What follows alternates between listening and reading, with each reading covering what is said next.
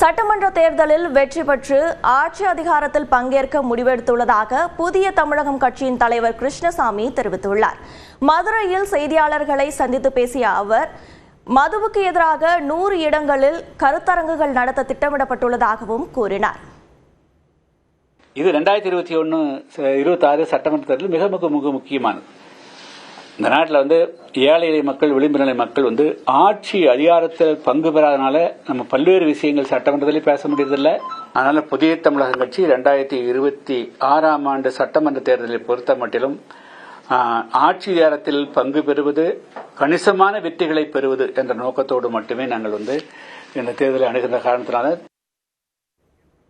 தேசிய ஜனநாயக கூட்டணியில் விசிகாவை சேர்ப்பது தொடர்பாக அக்கட்சியின் தலைவர் திருமாவளவனை சந்திக்க இருப்பதாக பாஜக மாநில துணைத் தலைவர் KP ராமலிங்கம் தெரிவித்துள்ளார். நாமக்கல்லில் செய்தியாளர்களை சந்தித்து பேசிய அவர் இதனை கூறினார்.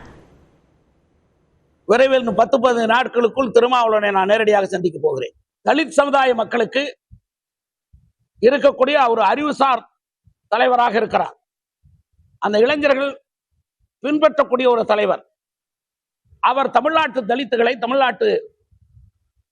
அவரை பின்பற்றுகிற இளைஞர்களை தவறாக வழி நடத்திவிடக்கூடாது. இங்கே இப்படி இருந்தால் தனக்கு ஒரு மரியாதை வரும் என்று யாரோ சொல்லி தவறுதலாக அவர் தன்னை வழிநடத்தி கொண்டிருக்கிறார். ஆக அவருடைய தவறை திருத்தி இந்த அணியிலே சேர்க்கின்ற பொறுப்பெல்லாம் நாங்கள் எடுத்தாக வேண்டும்.